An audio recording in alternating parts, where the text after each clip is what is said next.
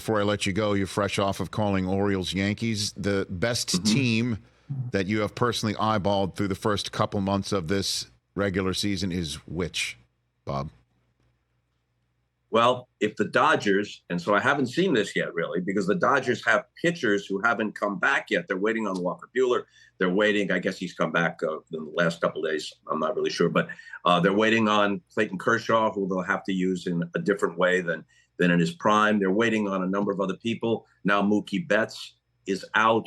Max Muncy was out for a period of time. But when you look at the Dodgers, it's hard to discount them. The Phillies have been tremendous. And the depth of their starting pitching and the quality of their bullpen, you just can't count the Phillies out.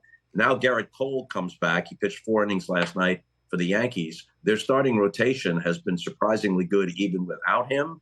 And now you add him to that, and Soto and Judge are as dynamic as any duo you could point to in Major League Baseball in the second and third spot in their lineups. And then the team you mentioned, the Orioles, they've kind of been under the radar outside Baltimore. But the thing about them is they were lousy for so long. They lost 100 games like 3 or 4 years in a row, not counting 2020 when they only played 60 games.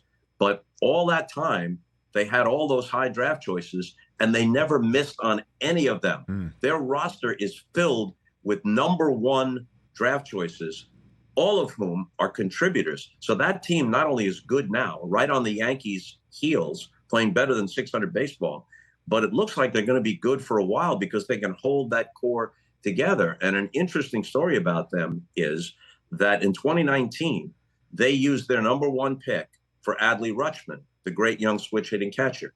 The number 2 pick was Bobby Witt Jr., who's headed for the Hall of Fame for the Kansas City Royals, but not to worry because the Orioles used their number 2 pick for Gunnar Henderson, who's right there with Bobby Witt Jr. when the question is, who's the best shortstop in the American League? So the Orioles, I mean, I don't know if they're playing Moneyball or exactly what they're doing, but right now their payroll is around $100 million.